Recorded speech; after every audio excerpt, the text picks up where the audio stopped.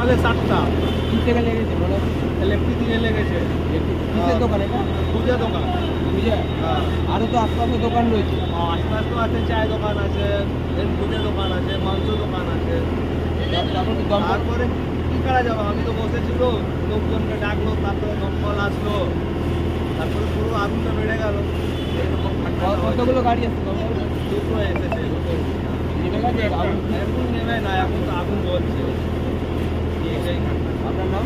উপেন্দ্র আছে।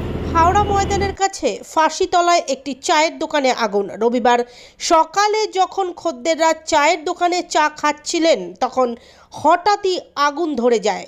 দাউ দাউ করে জ্বলতে থাকে পুরো দোকানটি। সঙ্গে সঙ্গে স্থানীয় বাসিন্দারা ছুটে আসেন এবং তারা আগুন নেভানোর চেষ্টা করলেও আগুন আয়ত্তে আসেনি। দমকলে খবর দেওয়া হলে একে একে দুটো ইঞ্জিন ঘটনাস্থলে পৌঁছয়। এই মুহূর্তে দমকল কর্মীরা আগুন নেভানোর কাজ করছেন, তবে কী কারণে আগুন লেগেছে তা এখনও স্পষ্ট নয়। আগুন বলুন, এখানে কতগুলো সিঁড়ি সব ছিল, দিদিভাইয়া চায়ের দোকানে যেগুলো ছিল এখানে। এবারে আগুন কীভাবে লাগলো সকালবেলা তো বলা যাবে, এটা তদন্ত সাপেক্ষ ব্যাপার। হয়তো এখানে সামনে থেকে হতে পারে চায়ের দোকান ছিল, কাঠপালা দিয়ে চা কয়লা দিয়ে চায়ের দোকানও ছিল, কীভাবে লেগেছে একটা সামাবের জিনিস হ্যাপেন, ঠিক আছে। ফায়ার আমাদের নিয়ারেস্ট ফায়ার ব্রিগেড ছিল, কল যায়, সঙ্গে সঙ্গে দোকানে গাড়ি এসে আপনি মোটামুটি সঠিক পেয়েছি।